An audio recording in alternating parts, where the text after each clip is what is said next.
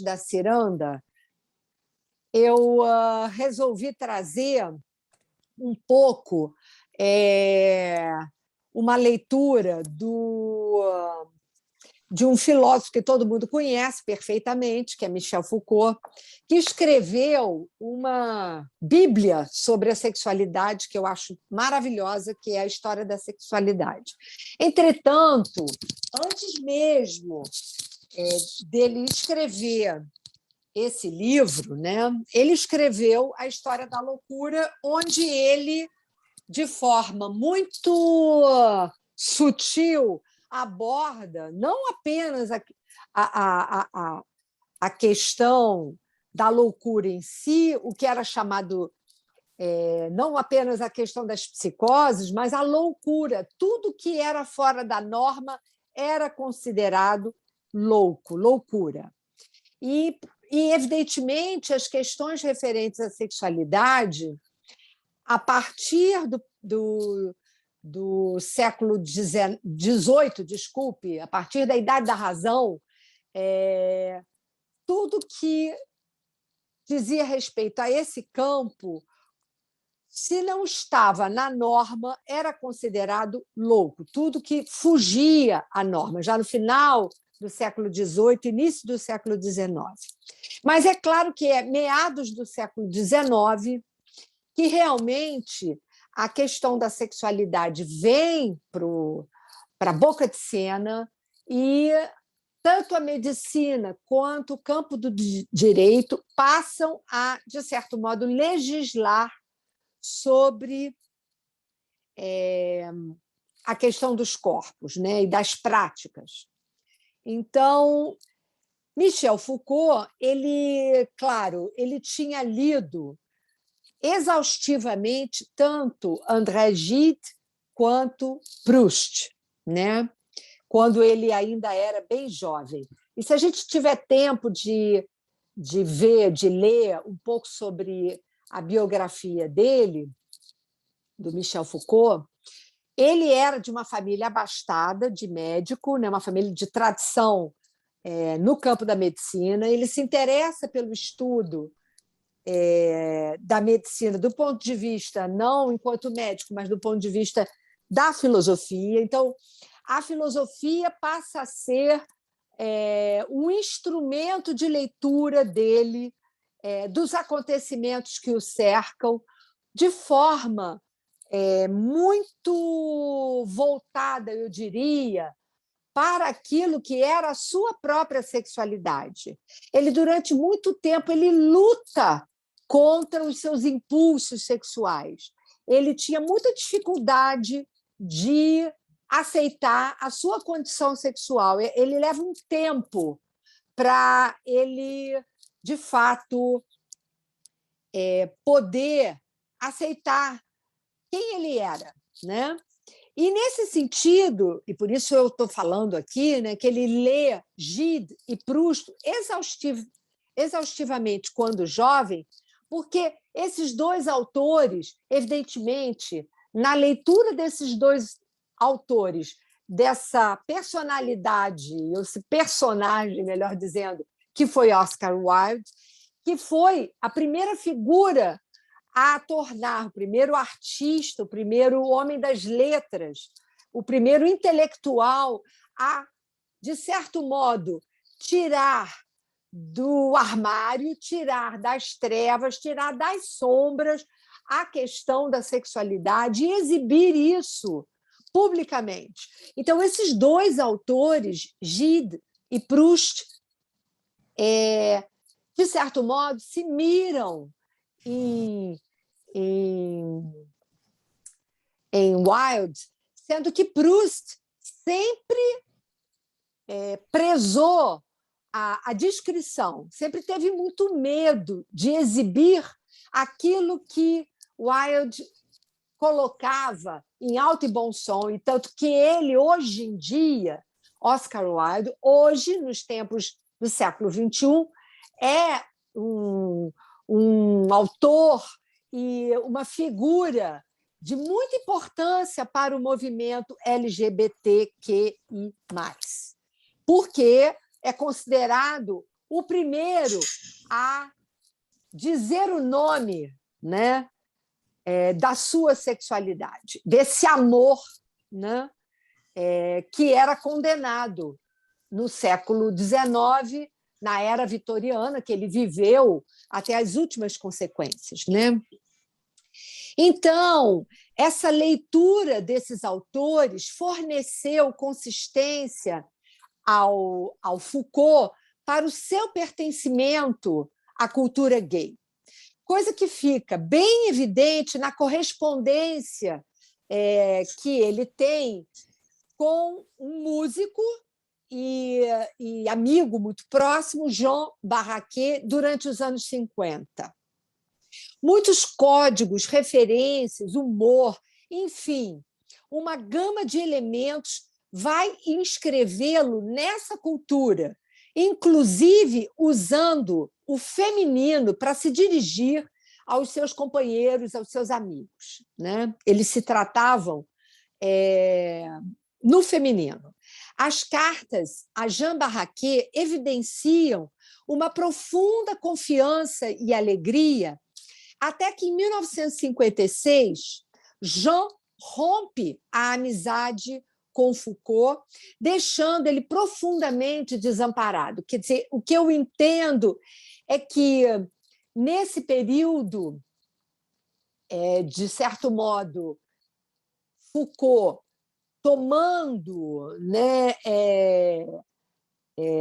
tomando corpo, né, do seu próprio discurso, fazendo do seu próprio discurso um corpo consistente, ele vai se apoiar não só nas leituras de seus antecessores, mas que usavam da arte, sobretudo da escrita, uma fonte de inspiração para fazer passar, né, aquilo que não podia ser declarado publicamente, tanto que os personagens do Em Busca do Tempo Perdido, do Proust, grandes personagens femininos, são, na verdade, máscaras para figuras masculinas, né? Então, Foucault, com o rompimento desse apoio, né, muito grande que Jean Barraquer lhe dava, ele fica numa posição de extremo desamparo.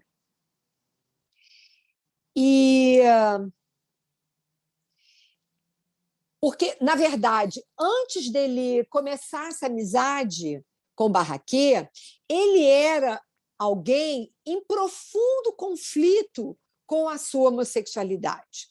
Tanto que ele, em 1948 e 1950, em 1948, ele tenta suicídio e, em 1950, ele escreve a um grande amigo, aspas, deixe-me calar-me, deixe-me habituar-me novamente a olhar em frente, deixe-me dissipar a noite com a qual acostumei-me a me cercar e a me secar.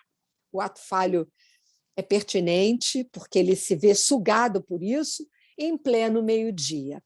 Fim das aspas. Ou seja, o conflito dele com a sua sexualidade era imenso e ele necessitava desse apoio dos amigos, né?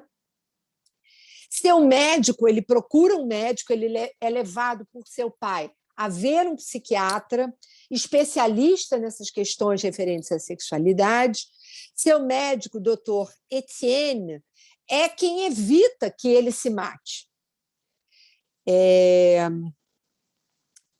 Entretanto, ele foi levado pelo pai a uma figura de extrema importância na época, no meio psiquiátrico, um psiquiatra muito famoso, chamado professor Jean Delay, cuja psicobiografia, feita por Gide, já estava possivelmente em preparação.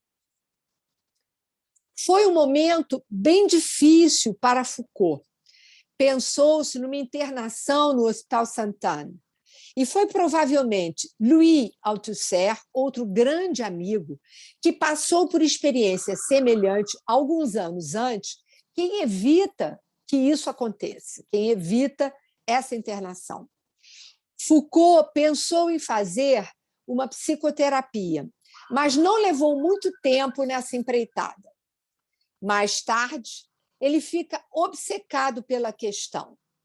E é curioso, porque em vários momentos da sua longa obra, né, considerando toda a obra do Foucault, logo de início, quando ele faz por alguns meses, né, algumas entrevistas em psicoterapia, ele se coloca a questão: deve-se fazer psicanálise?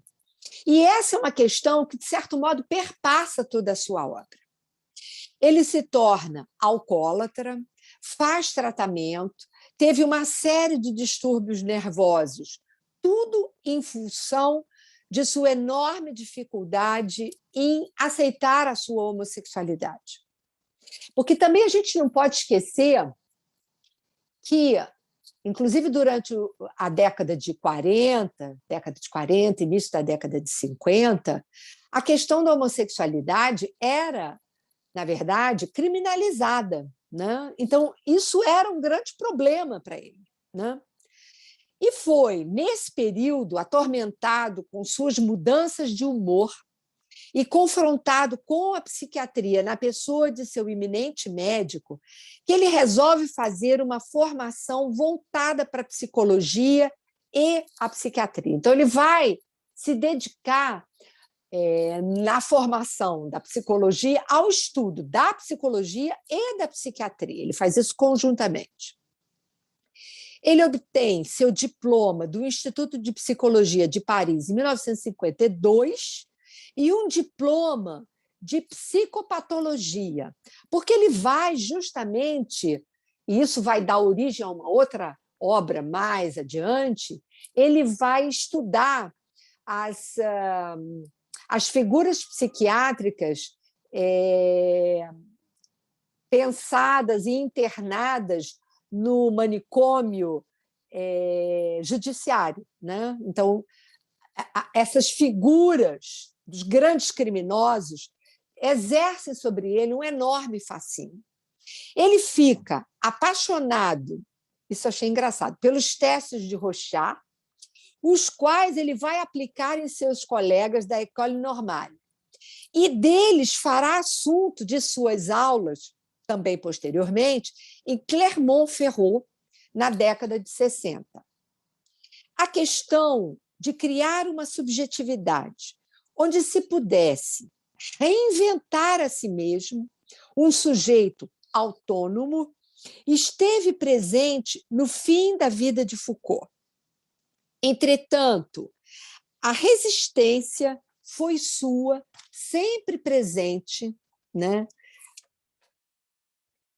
E o próprio objeto de seu arcabouço intelectual. Então, a questão da resistência à problemática de se fazer do sujeito alguém afeito à norma sempre foi uma questão que permeou todo o seu arcabouço teórico como filósofo e pesquisador do humano, né, do sujeito. Desde o início dos anos 50, ele busca um entendimento sobre o porquê somos aprisionados.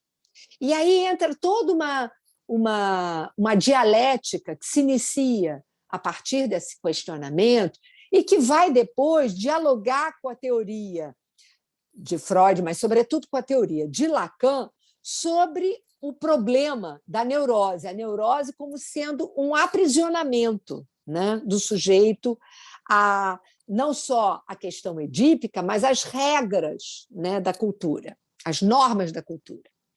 Sua política avançou da doença mental e personalidade, isso por volta de 1954, aos últimos volumes da História da Sexualidade, 1984. Né? Então, 3 décadas. buscando a, entre aspas, libertação dos grilhões seculares do preconceito e da segregação. Daí ser sua vida e obra um conjunto indissociável. Seu foco foi fazer da filosofia um instrumento de transformação de si mesmo no exercício de sua reflexão teórica. E eu aproveito para colocar aqui uma questão que é bastante contemporânea, que é a exigência nas discussões de gênero da problemática da experiência do sujeito. Só pode falar aquele que vive a própria experiência e teoriza sua própria experiência. Podemos dizer que seu interesse e profundo estudo da psicologia, psiquiatria e psicanálise eram devidos às suas interrogações a propósito de seus distúrbios e dos questionamentos que eram patentes na vida intelectual de sua época. Como professor de psicologia, tanto na Faculdade de Lille quanto em Clermont-Ferrand, na década de 60, Foucault irá se ocupar da problemática ética, política e humana colocada pela sexualidade e gêneros. No prefácio que ele faz ao livro Sonho e Existência, de Ludwig Binswanger, ele se ocupa em dizer das contradições encontradas na psicologia. Para ele, é preciso levar em conta a problemática da negatividade do homem e as contradições que este encontra em sua prática. Porque, na verdade, o que ele está tentando falar é que, por mais que se tente teorizar sobre questões que abordem a problemática dos gêneros, a problemática da sexualidade, tudo isso é uma contradição com aquilo que o homem experimenta, inclusive no nível das pulsões, né? Então, porque ele experimentava isso nele mesmo. Então, é isso que se pode ler, sobretudo, em História da Loucura. Quer dizer, a dimensão trágica, o dilaceramento do homem no encontro consigo mesmo e com o mundo. Ele, né, Foucault, e o seu grande amigo e interlocutor, Louis Althusser, se tornaram muito próximos, embora cada um deles tivesse uma relação com o mundo, uma forma de aprender as questões do mundo bastante distintas. Eles se tornam muito próximos. Althusser escreveu em sua autobiografia póstuma que essa proximidade se estreitou entre eles no encaminhamento comum, na linha de equilíbrio instável que separa a razão da loucura. Foucault vai se curar, acrescenta Althusser, e vai encontrar o sol, ao passo que ele mesmo, Althusser, afunda pouco a pouco na noite da desrazão. Torna-se um desaparecido, são as palavras de Althusser. Foucault escolheu o exílio para se safar do mal-estar comum aos gays, por ser diferente. Esse apartamento geográfico, essa separação geográfica, era um modo de se reconstruir. E é bem comum a esse universo de pessoas, porque, na verdade, ele vai dizer que o homossexual, pelo menos o homossexual de sua época, não só o conflito consigo mesmo, conflito com o seu ambiente familiar, o seu entorno, o leva a necessitar de uma certa errância, né? Um pouco aquilo que na História da Loucura ele vai, de forma metafórica, colocar nesse errante, nesse que está sempre em busca do seu lugar, né? Porque considera essa errância uma tentativa de reconstrução subjetiva, né? Sua ida, portanto, para Uppsala, na Suécia, proposição feita por Georges Dumézil, em 1954, para dirigir a Maison de France, foi sua salvação, e por isso ele não se mata, como Althusser. Só em 60, retorna à França para ensinar em Clermont-Ferrand, depois de 3 anos passados na Suécia, um em Varsóvia e outro em Hamburgo. Uma frase de Gilles Deleuze define Foucault em seu caminhar filosófico. Para que haja pensamento, é preciso que haja crise. Ele diz, em 1980, numa entrevista, sempre fiz questão de que meus livros fossem, num sentido, fragmentos de autobiografia. Meus livros sempre foram meus problemas com a loucura, a prisão e a sexualidade. Quando Foucault fala de loucura, está passando nas entrelinhas sua crítica a outras exclusões, sobretudo aquelas ligadas à sexualidade. Ao falar da loucura, ele vê a necessidade de continuar o trabalho com uma profunda abordagem sobre a história da sexualidade. O seu interesse pela loucura não se limitava às questões psiquiátricas, pois, para ele, o homem é louco em seus gestos que instauram fronteiras, rejeitando o que a cultura oficial não compreende. Seu interesse intelectual buscou a pesquisa teórica sobre a loucura, a sexualidade, o sistema penal e, por isso, a psiquiatria, a psicanálise, a criminologia. Seu trabalho gira em torno dos temas do normal e o patológico, as fronteiras que o próprio homem criou para se defender do que lhe escapa ao entendimento. Sujeitos e subjetividades assujeitados às normas, distribuídos conforme linhas divisórias e de exclusão. Na história da loucura, é patente a conexão entre desrazão e homossexualidade. Mas, além disso, ele explicará por que todos os proscritos da sociedade precisavam ser o depósito das culpas sociais e morais. A História da Sexualidade, de Michel Foucault, é um livro que está ligado aos movimentos de liberação dos anos 70, nos quais pretendia-se encontrar uma justificativa teórica na psicanálise. Além disso, trata-se de uma obra onde a problemática de uma nova ética está colocada em xeque.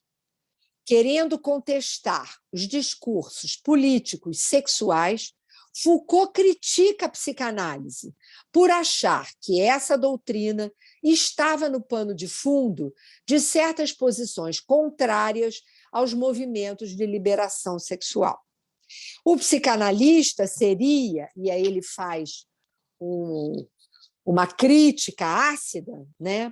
Que ele vai dizer que os psicanalistas se colocavam na posição de diretores de consciências, para quem é necessário revelar detalhes da sexualidade. A caça e perseguição perpetradas no século XIX contra as sexualidades heréticas impunha nomes e classificações dos indivíduos e os deixava fora da família, do mundo do trabalho e do convívio com os amigos. Como somos produzidos como sujeitos? Essa pergunta, feita por Foucault já em idade avançada, coloca uma outra feita por Lacan a propósito do sujeito. Na página 171 do Seminário 20 de Lacan, encontramos uma reflexão sobre o que é o sujeito. Lacan nos diz que o parceiro do eu, que é o sujeito de qualquer frase de pedido, é não o outro, mas o que vem substituir a ele na forma de causa do desejo, isto é, os objetos A. Seio, excremento, olhar e voz.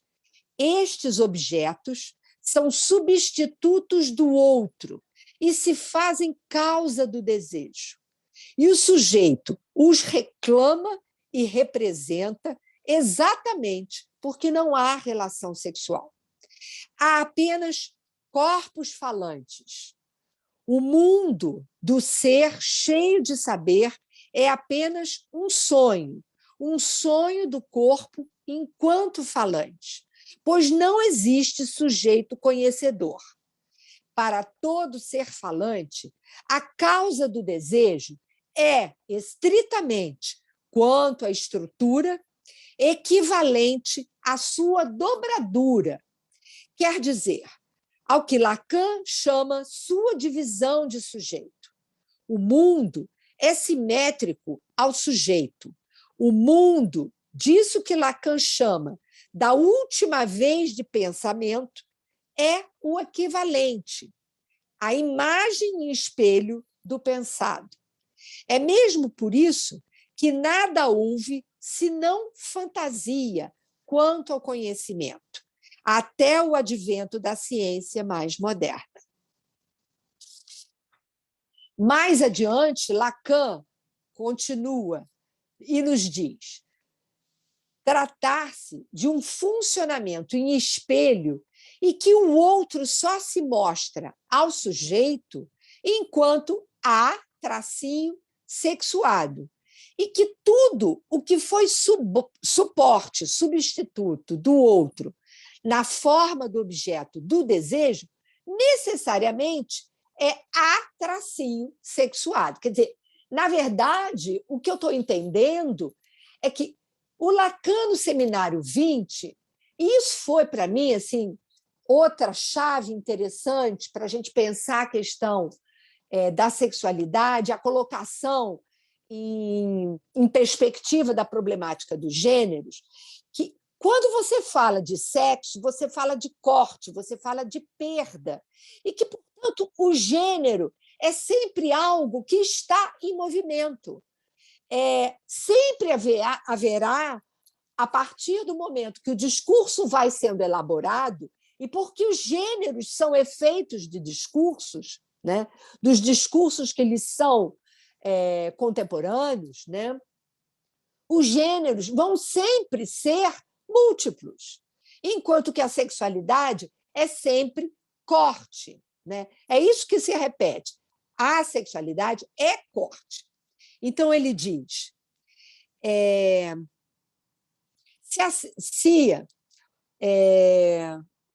tudo que foi suporte substituto do outro se apresenta na forma do objeto do desejo como assexuado, o problema que nos coloca Freud e que Lacan repete, de certo modo, é sempre a colocação das duas perguntinhas. O que quer uma mulher? O que é um homem? Porque as duas coisas se colocam, né, quase que em espelho, né?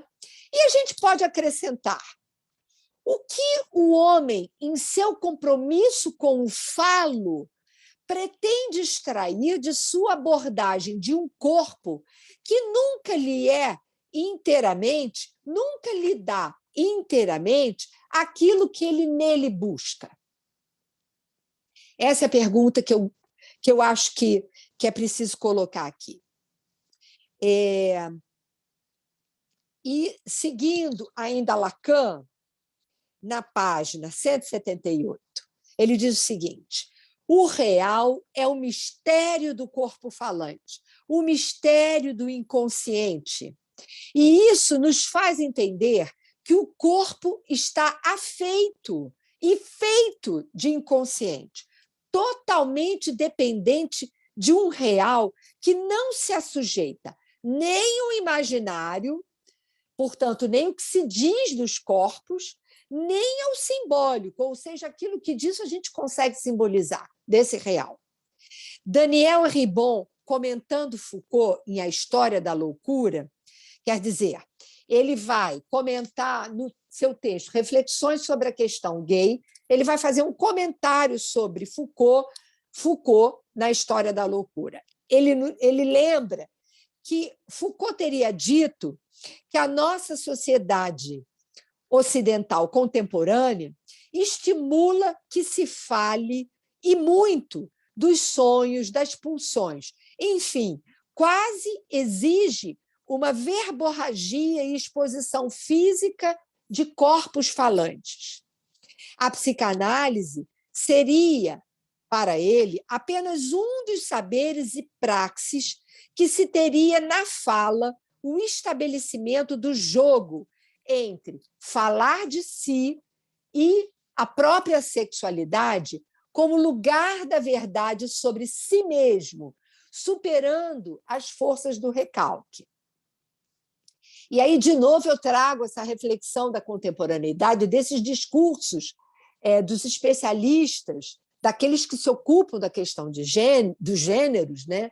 Essa necessidade, essa quase que exigência, eu diria, de certo modo, superegóica, só se possa falar a partir da experiência vivida, né? Hoje vemos um movimento que incita a fala, porém é exigido que se tome a partir do vivido, invalidando toda e qualquer reflexão que não tenha o carimbo na pele. Só pode falar de gênero quem experimentou alguma dor por pertencer ou não pertencer a determinada classe. Só se está autorizado a dizer algo sobre racismo, porque isso se estende, né? Sobre racismo, se o indivíduo pertence a alguma minoria. E assim vai, né? Ora, a construção de um saber necessita da experiência do vivido, a qual se mostra como lugar de uma verdade que só pode ser meio dita. Não há verdade absoluta sobre a sexualidade. Não há verdade absoluta sobre nenhum posicionamento minoritário.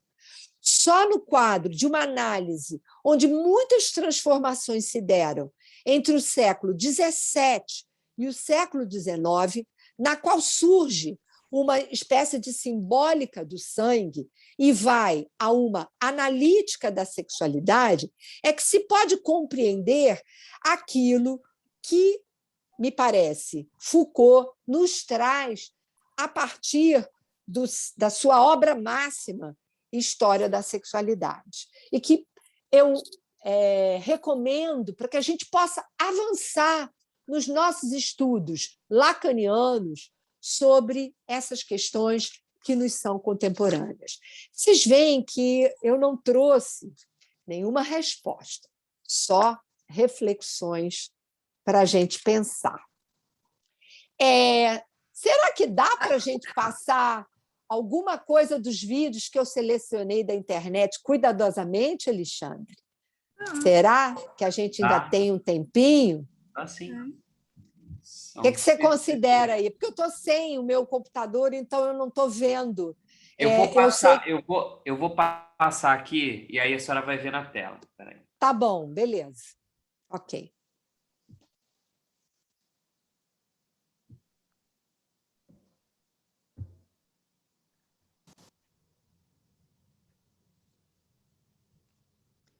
Michel Foucault.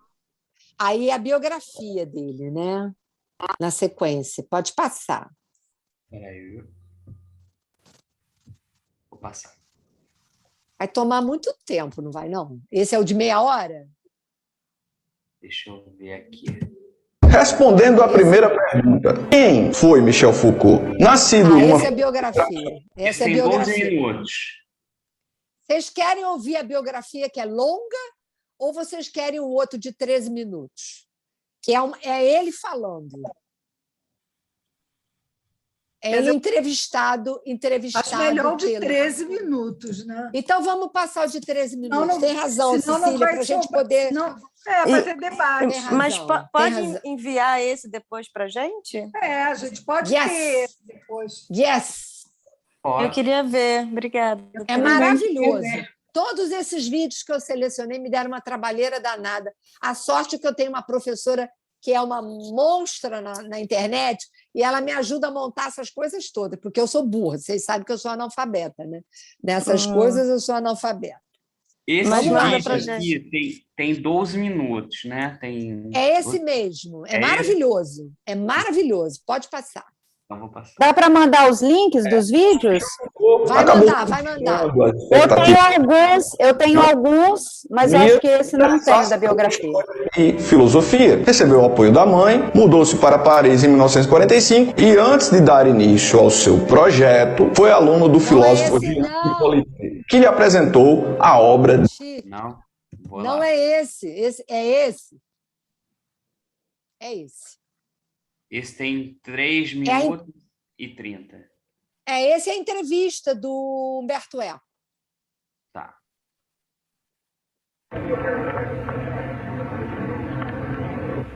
Monsieur Foucault, nello scrivere Le mots et les choses, lei ha inteso scrivere un libro di filosofia o un libro di storia? Je n'ai écrit ni tout à fait un livre de philosophie, ni tout à fait un livre d'histoire. Non è né un libro di storia né propriamente un libro di filosofia. È l'uno e l'altro insieme. È un libro di storia perché fa l'analisi dei fatti culturali che caratterizzano la civiltà contemporanea. Ed è un libro di filosofia perché si propone di diagnosticare quale sarà il futuro di questa cultura partendo dall'analisi dei suoi valori morali, politici, linguistici e socio-economici. Sul suo libro è nato un moto di stupore da parte del grosso pubblico quando il libro è stato tradotto con l'uomo è una figura destinata a scomparire, l'uomo è un'invenzione recentissima, ha meno di 200 anni ed è già prossimo a morire. E vuole chiarire meglio questo slogan apparentemente così paradossale, offensivo, drammatico e apocalittico. Non, il n'y avait aucune apocalypse dans cet énoncé que l'homme est en train de disparaître. Non è esatto. Non ho fatto nessuna apocalittica previsione sulla scomparsa dell'uomo. La mia opera non è un saggio contro la civiltà occidentale che ha come struttura portante l'uomo o la sua ragione, i suoi sentimenti, la sua morale della libertà. Ho inteso solo dire che la cultura e la scienza non conducono affatto alla scoperta dell'uomo e alla verità sulla sua natura e il suo destino. La cultura, la scienza ci permettono solo di analizzare la situazione della società, economiche, politiche o linguistiche che siano.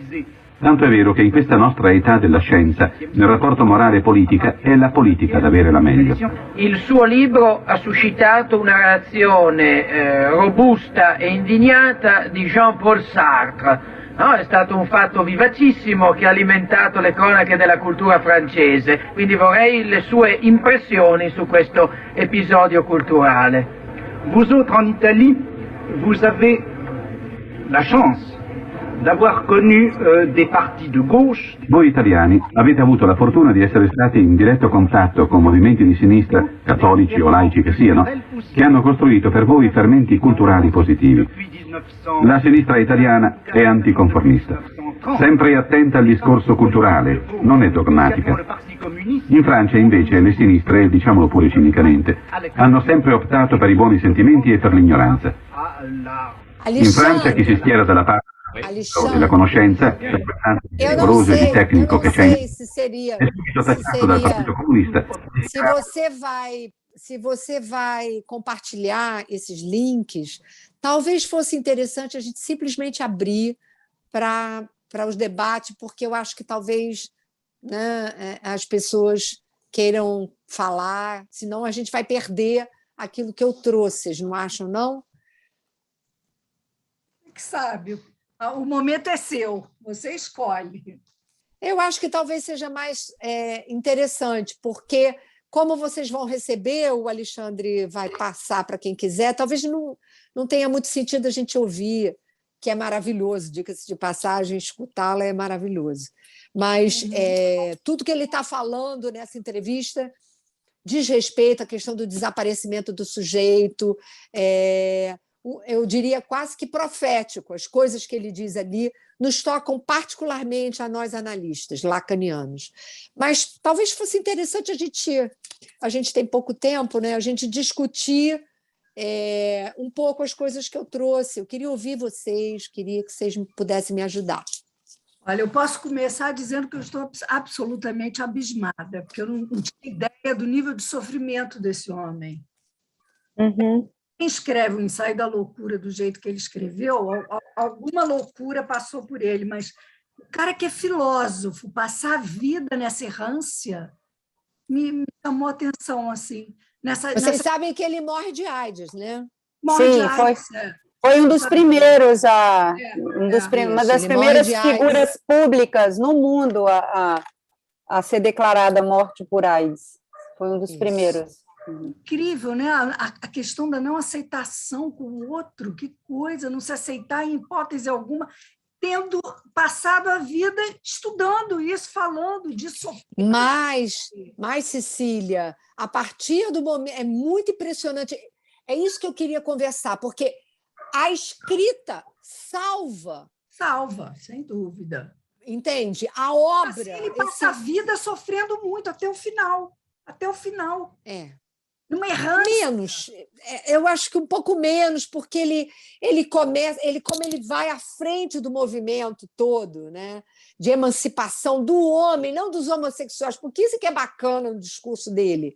Ele não levanta essa bandeira sozinho, entende? E muito menos de forma segmentada. Ele fala do homem, ele fala da liberdade do homem, a liberdade dos corpos. Mas ele não era livre, Tereza. Ele não se Ninguém é livre, Cecília, não, querida, mas ele, meu coração. Ele especialmente não se sentia nem um pouco livre. É verdade, ele foi muito tempo atormentado, mas mais para o fim da vida, eu acho que ele encontra uma certa serenidade na medida em que... Porque, veja, ele morre já na década de 80. Então, Tereza, no final da vida, ele vai passar 3 anos em Uppsala, depois ele vai para Hamburgo, depois ele vai para... Esse homem não para. A errância é uma tônica na vida dele. Olha o que ele diz na História da Loucura, no primeiro volume. O sexo e seus efeitos não são, talvez, fáceis de decifrar. Em compensação, assim recolocada, sua repressão é facilmente analisada. E a causa do sexo, de sua liberdade, do seu conhecimento e do direito de falar dele, encontra-se com toda legitimidade ligada às honras de uma causa política. Também o sexo se inscreve no futuro.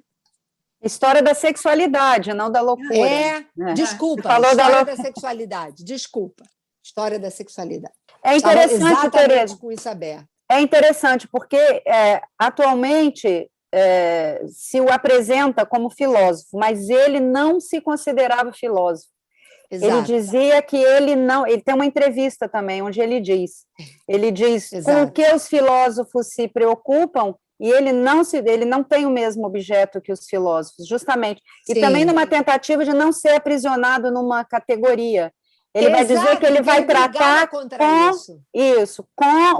os desvios, né? Aquele que é o desvio, o entre-lugar, inclusive heterotopologia.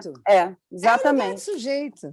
Ele estava sempre numa posição desviante. E por isso, me parece, Lacan leu em profundidade Foucault e tinha nele um grande interlocutor, mesmo sabendo que ele discordava, eu diria assim, muito de Lacan. Mas os dois tinham uma rivalidade respeitosíssima. Ele fazia parte do auditório, ele fazia parte, durante anos ele fez parte do auditório. Exatamente. Lacan, se utiliza as palavras e as coisas para trabalhar, inclusive, a questão de sujeito e objeto. Isso. Então, é muito bonito isso. A gente não vê mais isso no ambiente dos analistas, pelo amor de Deus. Uma rivalidade produtiva, uma rivalidade onde o que interessa não é acúmulo de conhecimento, quem sabe mais, mas esse saber que se produz na elaboração do discurso, na experiência do discurso, na diferença, inclusive na diferença. É lindo isso, gente. É lindo.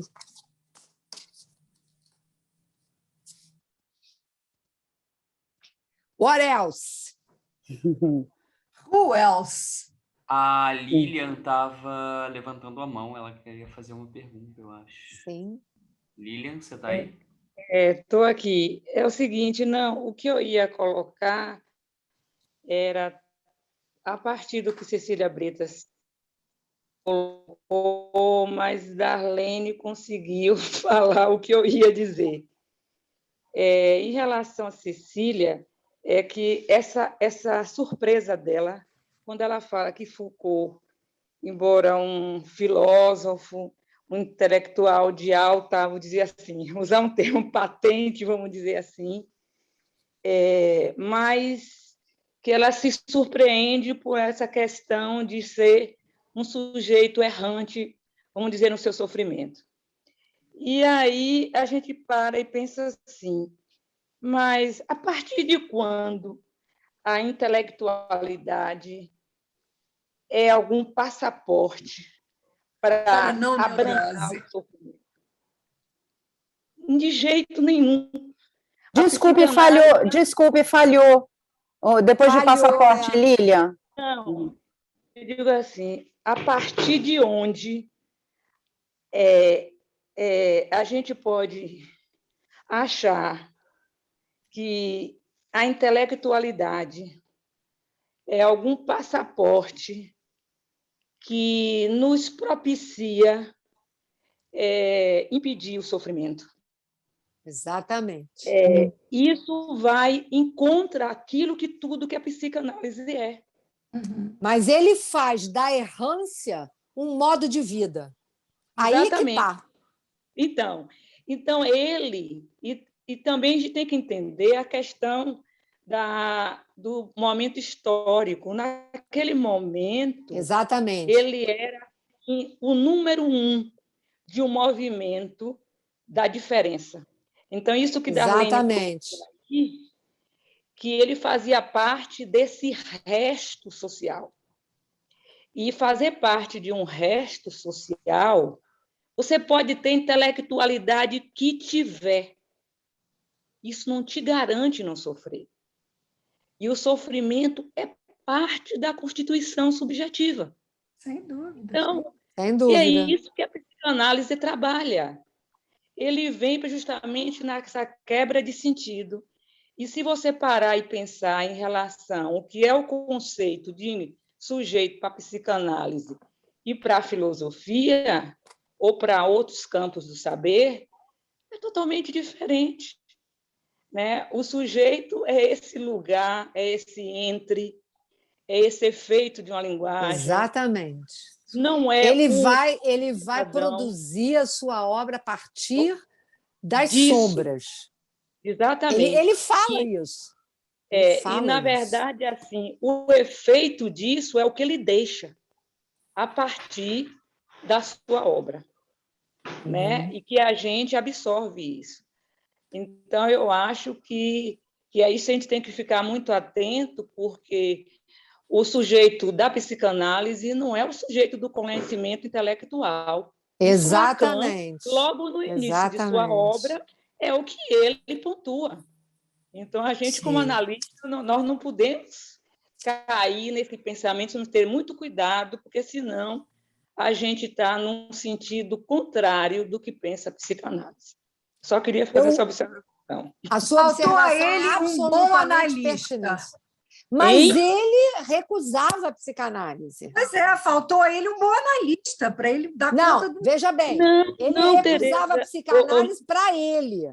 Mas isso não significava que ele não se valesse da psicanálise, tanto que ele estava sempre lá junto a Lacan e a outros psicanalistas. Ele leu Freud como muitos analistas nunca leram, diga-se de passagem. Mas não no divã, Tereza. Sim, amor, eu sei, mas... Sim. Mas se você pensar assim também, o Joyce também não frequentou. Isso. Deixa eu fazer uma colocação rapidinho em cima disso. Só um instante, que eu gostaria de falar uma coisa que eu acho que é muito importante. Me parece que a gente não pode fazer também da psicanálise a panaceia. A panaceia, não é. Primeira coisa, eu acho que a contribuição dele, a grande crítica dele aos psicanalistas, não sei se é exatamente a psicanálise, aos psicanalistas, era justamente acharem, né, que a psicanálise era a resposta para tudo. E é isso que ele vai mostrar, que há algo do humano, a dor de existir, esta existência do humano é impossível, a loucura do humano é impossível de ser curada. A dimensão trágica é ineliminável, não se apaga. Foi isso que ele mostrou em História da Loucura, justamente. Que a razão, né, o nascimento da razão, ela vem e tenta balayer, tenta retirar do mundo a noção do trágico, que não é possível eliminar. E ele fez uso disso, ele fez bom uso disso. Não se trata de intelectualidade, mas do savoir-faire, do saber fazer com isso. Ele encontrou uma maneira de fazer, como Joyce, sem divã também. Joyce também resistiu. Mas Beckett, por exemplo, ele passou pelo divã de Bion 2 anos, e isso foi fundamental para ele assumir a condição de escritor e não fazer mais distinção entre vida e obra, por exemplo. Né? Não havia distinção, era lebiana a relação de Beckett com a sua obra. E Foucault, acho que mais ou menos isso, ele encontrou uma maneira. Né? Encontrou. E esse savoir-faire o sustentou enquanto sujeito até onde foi possível. Até onde foi possível. No final da vida dele, essa dor de existir explodiu, né? Ele foi para os Estados Unidos, enfim, foi lá que ele contraiu AIDS, se eu não me engano, né? E ele estava escrevendo sobre o cuidado de si, justamente, no final da vida dele. Exatamente. Tereza. Oi, Tereza. Amor, diga. Não, diga. É isso que vocês estão falando aí, justamente assim, eu acho que ele reafirma a psicanálise com a obra dele. Entendeu? Embora ele faça um processo, de certo modo, ele é lacaniano sem saber que ele é lacaniano. Exatamente, porque essa questão aí, veja aí como ele pontua o real sem falar dele. Isso. Entendeu? Então, e o Lacan fala, né? O real é o mistério do corpo falante, o mistério do inconsciente. Entendeu? Então, assim, a obra dele, eu acho que ele consegue fazer isso de uma maneira e uma contribuição. Verdade. Tem que tirar o chapéu. Tem que tirar o chapéu. Verdade. Eu quero ouvir mais. Mas eu queria fazer só uma última observação. Eu falo muito, mas é a última, prometo. O importante é que ele não fez dos seus questionamentos uma ideologia. Exatamente. Que é o que está acontecendo muito hoje. Bem lembrado. Muito bem. Aliás, ele era completamente contrário às ideologias. Exatamente. Porque elas fixam lugar. Esse cuidado, aqui a gente está entre analistas, é bom que se diga, a teoria do gênero tem tido, foi fundamental para questionar uma série de coisas, mas ela faz um giro e cai na ideologia, e cai em modos de fixar de novo o sujeito numa identidade. Fixo, eu estou trabalhando nos seminários, no outro seminário sobre as psicoses, eu estou trabalhando exatamente a questão do ponto fixo, que é fundamental para entender a questão das psicoses. Mas é também fundamental para entender que nós temos um ponto fixo do qual nós não abrimos mão, que é o falo. E o falo faz sintoma. Então, este é o nosso ponto fixo. Né? E essa questão do ponto fixo é problemática. Fala, querida. Eu também sou outra que falo pelos cotovelos, é um problema. Eu estava pensando aqui, Tereza, porque você destacou um elemento assim profético, né, na obra de Foucault, e eu pensei muito nisso naquele texto do Nascimento da Clínica. Quando ele vai falar sobre a epidemia, ele assim, se a gente troca epidemia por pandemia, a gente se vê com o biopoder, com a biopolítica, com tudo que ele está bem lembrado. Né? E aí eu fiquei pensando na questão, né, que é tema para a Ciranda, né? Como é que a gente pode pensar esse profetismo? Porque, de alguma forma, esse sofrimento dele que toca esse real, né? Porque para ser profeta, esse real tem que estar ali de alguma forma, né? Como é que a gente pode pensar isso nessa questão que vai ser o nosso tema da Ciranda? Né? Fiquei pensando aqui. É uma questão, um comentário. Mas acho que é interessante a gente pensar, né? Um pouco até pegando carona no que Darlene estava falando, né? Nessa questão de como fica engessado na coisa ideológica, né? Num Verdade. Mais eu podia falar mais um pouquinho? Só um pouquinho. Diga, Lilian. Você é das nossas, gosta de falar. Mas é o seguinte, é porque essa questão da ideologia, eu acho que não vai perdurar por muito tempo, não. Entendeu? Não sei. Aí eu já não concordo muito com você, não. Será? Sabe por quê? Cada vez está tomando mais consistência, Lilian. Exato. Nas escolas, inclusive. E vai tomando outros cores também, outros coloridos. Gente, dá licença, por favor. Diga, Miriam, ainda não falou. Vocês falam tudo ao mesmo tempo, vou dedurar, hein? Tereza fica fazendo pontuações na fala da outra pessoa. Exatamente, verdade, isso. Aí, a gente que está escutando, não escuta o que a pessoa está falando, corta Desculpa. o outra. Aí estavam Tereza, Cecília, Darlene e Lília, tudo falando ao mesmo tempo. Pense nas pobres criaturas mortais que estão escutando, quer aprender, quer ouvir. Então, deixa eu terminar. Desculpem, hein, mas eu tinha que dizer isso. Obrigada. Então, eu vou terminar só um pedacinho, só um pedacinho. Essa questão da ideologia é o seguinte, porque eu sei que não é fácil, é difícil, mas o real está aí o tempo todo. Entendeu? Então, assim, angustia de um lado, angustia os outros do outro. Então, essa angústia, ela é geral. Entendeu?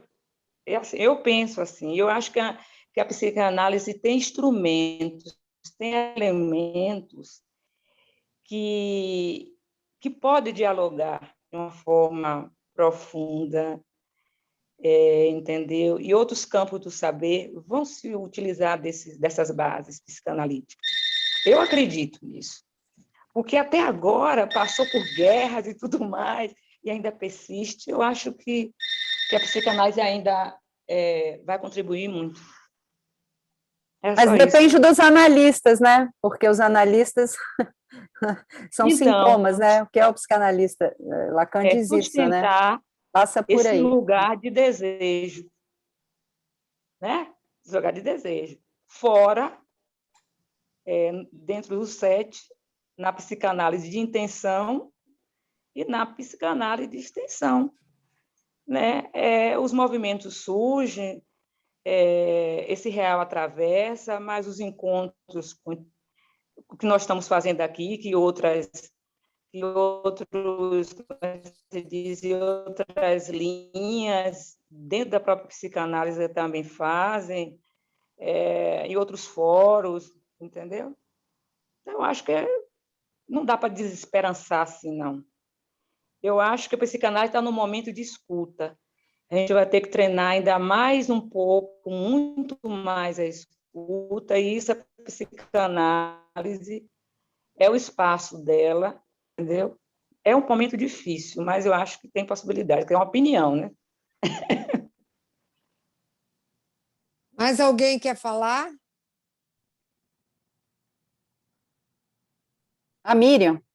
É o seguinte, porque não existe um negocinho de levantar a mão amarelo, assim, o meu está desabilitado isso, então tem que botar a mão assim. Gente, é o seguinte, a Márcia estava falando alguma coisa, viu, Tereza? Que aí você fez um comentário assim, apoiando, mas aí eu perdi o que ela estava. Eu não perdi o fio da meada dela. O que era que você estava falando, Márcia? Algo que me pareceu importante e que eu perdi com essa questão de ouvir o outro, sabe, ao mesmo tempo. Você lembra, Márcia? Eu fiz um recorte na fala da Tereza dessa característica profética do Foucault. Então, citei, por exemplo, O Nascimento da Clínica, que é um livro em que ele fala das endemias, das epidemias, né? Não da endemia, da epidemia. E se você lê aquilo e transporta para o que estamos vivendo na pandemia, toda a questão do biopoder, da biopolítica está ali, né? E aí a minha pergunta para a Tereza e a minha inquietação é o que a gente pode pensar do profético nesse sofrimento dele que toca o real, porque senão não tem profetismo, né? Isso daí é pelo real que vai, né? O que é isso para esse tema da ciranda, né? Da sexualidade e gêneros? Era uma pergunta para pensar mesmo, né? Não tenho como te responder. Assim. Eu acho que a gente está com essa questão sendo desenvolvida no seminário, né? É uma questão super interessante que você coloca, Márcia, mas realmente... Posso quebrar minha promessa? Pode. Porque bem lembrado, eu queria te perguntar, Márcia, se o que você chama de profetismo é essa antecipação, né? Ele antecipa, a partir do sofrimento dele, né? Alguma coisa que possa fazer frente no social, e ele faz isso com a obra dele, né? Em relação às fixações, né, dos lugares e das impossibilidades de se transitar neles a partir do momento em que se é fixado num lugar social, né? Não por acaso ele vai falar da heterotopia, né? Quer dizer, então, não sei se você está perguntando sobre isso, como ele antecipa, né? E eu vou emendar, porque a minha questão é a seguinte, o que nos levaria, de fato, a interrogar profundamente, não é? O preconceito, a segregação, o que é possível, porque às vezes a gente pensa que está utilizando bom instrumento e não está. Essa é a minha questão com as teorias que surgiram nos últimos... Quer dizer, na medida em que tudo revira, né? Parte de um questionamento e de alguma teorização, mas cai na ideologia, isso perde o valor de efetivamente interrogar o que precisa ser interrogado. Porque a questão toda, Darlene, você me dá licença, sim, já claro. Que você está trazendo esse problema, a questão toda gira em torno, me parece, não só da problemática da diferença, mas do efeito de supereu. O supereu está inscrito na própria ideia de cultura. Exato. Não tem jeito, não tem como escapar disso. O supereu ele é segregador. Porque quando você pensa na situação edípica, na situação da inveja, isto é segregatório. Exato. Isso é da natureza humana, isso não tem solução. Santo Agostinho, vendo o irmão mamar, ele se via excluído, muito pequeno, né? Porque isso é estrutural, a gente está falando de superior estrutural. Né? Então, me parece que responder, assim, a gente pode...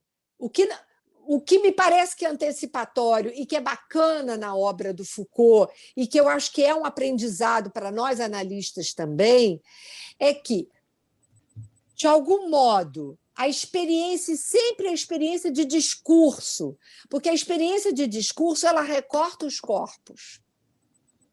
O discurso, ele recorta, ele faz corpo e ele recorta o corpo, né? Então, a experiência de discurso é, talvez, esse trabalho de reflexão, a única maneira de se colocar algo da ordem do antecipatório, ou, se quiser, do profético, né? Levando-se em conta isso que ele diz desde o início, desde a história da loucura, a impossibilidade de você resolver, de você curar o humano. Curar o quê? O humano. A humanidade, o discurso, a existência é louca.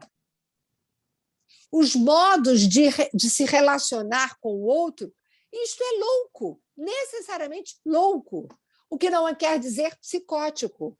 E é interessante que eu, trabalhando um outro texto, que eu estou trabalhando no seminário sobre as psicoses, que é o livro do Melman. O livro não, é um seminário que ele faz em 94, 95, Retorno a Schreber. Ele fala dessa loucura que é a própria existência do sujeito, mesmo que ele seja neurótico. Há uma loucura aí. O que não quer dizer psicose. Né? Então, essa antecipação que a Márcia fala, todo esse discurso sobre gênero, que é muito contemporâneo, eu me pergunto se não tem um pouco a ver, né? Se a gente pensar, porque o que nos interessa, né, não é pura e simplesmente o trabalho da memória, mas é a história, não a história... o acúmulo de conhecimento, mas a história enquanto história das singularidades. Isso, de certo modo, traz na nossa contemporaneidade, para a gente pensar, né, isso que a gente fala tanto como efeito do século XX, das duas grandes guerras, da revolução sexual dos anos 60, e tudo que se passa na nossa contemporaneidade mais atual, inclusive, todas essas discussões sobre gêneros e tudo mais, a problematização da questão do racismo, da segregação, do avanço das seitas, né? Da religião, da busca da religião, como um grande... que ele fala na entrevista, que a gente acabou de ouvir, o Foucault, desse apagamento, desse desaparecimento do sujeito, pelo menos do sujeito como a gente pensa, como a gente pensava. A psicanálise ela vai ter que se ocupar desses sujeitos que carregam um certo apagamento, né, não da função paterna, mas da imagem muito consistente da figura paterna. Isso tem efeitos na nossa clínica. Isso, evidentemente, tem efeitos na discussão sobre sexualidade e gêneros. Talvez isso a gente precise levar para a nossa conversa da semana que vem. Certamente eu não estou respondendo ao que a Márcia colocou como questão, mas, enfim. Mas não é para responder, né? Eu acho claro que não. A Miriam está levantando a mão. Beleza, eu achei tão importante quando você fala que o sexo é forte e o gênero não, e que por isso que a gente vê a possibilidade de muitos gêneros, né? E hoje, com essa história do HG, eu nem sei dizer, LGBTHYZ, porque vai, né? Agora, também, nessa última fala sua, sobre a questão da loucura, que você diz assim, é uma loucura. Nós não quer dizer psicose, mas é uma loucura. Eu penso que talvez você se refere, reflete em mim o seguinte, que, na verdade, só pode ser uma loucura, porque a gente não fala a mesma língua. Verdade. Nós temos, eu falo português, cada um tem a sua língua, a tal língua do sujeito. Eu acho que esse apagamento do sujeito que você está falando tem a ver com essa necessidade que a gente tem de negar essa diferença básica aí, que não é um sujeito e todo mundo... então vamos fazer o corporativismo. Então, os gays, as lésbicas, os negros, os brancos, os psicanalistas, como se fôssemos grupos, quer dizer, fechados e idênticos. Não tem isso. E é daí que vem a confusão toda, porque cada daí um que vem a segregação. Exatamente. A Rudinesco, ela começa o livro dela, que eu apenas comecei a ler, exatamente sobre isso. A gente parece ter abandonado a luta, né, por uma vida melhor, não é? Passamos ao identitarismo, né, a dar lugar, e que fixa as pessoas nesse lugar. E também tem aquela história, né, de que se você se fecha, tem um grupo, aí briga com um outro grupo, mas se deixar esse grupo aqui, eles brigam entre si. A loucura está nessa... Mas a minha preocupação maior, Miriam, e todos, é que, e é por isso que eu acho que a gente precisa, mesmo depois da Ciranda, nós vamos seguir nessa discussão, a comunidade dos analistas, eu acho que tem, de certo modo, em nome do politicamente correto, tem aberto mão de pilares do que sustenta a psicanálise. Mas você está falando de pilares. Mas é o que a gente tem. A gente só pode contar com a nossa experiência de discurso, gente, pelo amor de Deus. Mas, Tereza, a questão é que tanto Freud quanto Lacan, não conheço quem tenha sido mais subversivo em relação a isso. Eles simplesmente fizeram cair por terra, não é? Porque quer mais revolucionário, nem foi revolucionário, você volta no mesmo ponto, né? Eu penso numa subversão que Freud faz, não é? Quer dizer, quando ele diz que o sexo é uma construção e que não vai, e pode não coincidir com o corpo, ele já falou isso claramente. O Lacan vai dizer que a posição sexual é um dizer. Portanto, gêneros existem tanto, somos 7,8 bilhões de pessoas no mundo, tantos gêneros quanto são, cada um tem um gênero. Então, assim, eu fico me perguntando, né, quer dizer, qual o papel desse agrupamento, dessa coisa identitária, se não criar mais segregação. Essa é a minha questão, né? Quer dizer, eu acho que a psicanálise tem instrumento. Como é que a gente vai dizer que isso está esgotado se a gente mal conhece, né, as fórmulas da sexuação? Não tirou todas as consequências que a gente precisa. Tem repetido isso sempre. A gente não tirou todas as consequências disso, que é genial.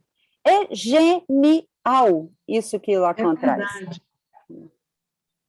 Pessoal, tem mais gente para falar ou a gente vai encerrar? Fala aí, Alexandre.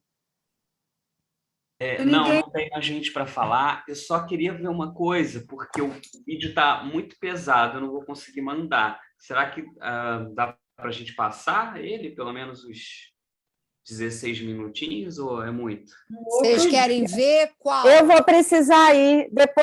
Depois não tem como mandar o link? Não tem link, está no arquivo. Eu editei.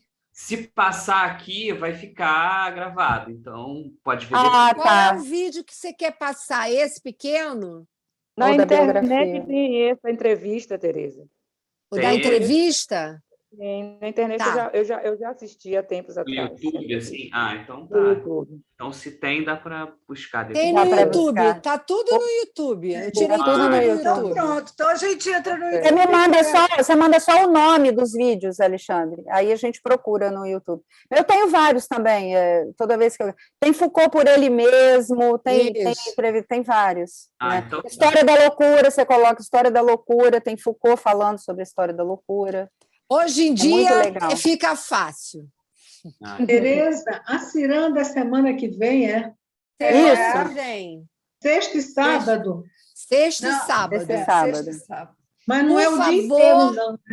Não, começa meio-dia. Você não recebeu a programação? Recebi, mas eu não lembro. Olha ela agora. Tchau, pessoal. Olha, compromisso. Obrigada, Tereza. Obrigada, pessoal. Tchau. Obrigada. Beijo, gente. Até semana que vem. Começa às 2h, é de 2 às 8, no máximo. Isso. Tá bom? Sexta. No sábado, de 2 às 8. Beijo, gente. Tchau, beijo. gente. Tchau, gente. Boa noite. Boa noite. Boa noite. Obrigada, Alexandre. Nada, obrigado a você.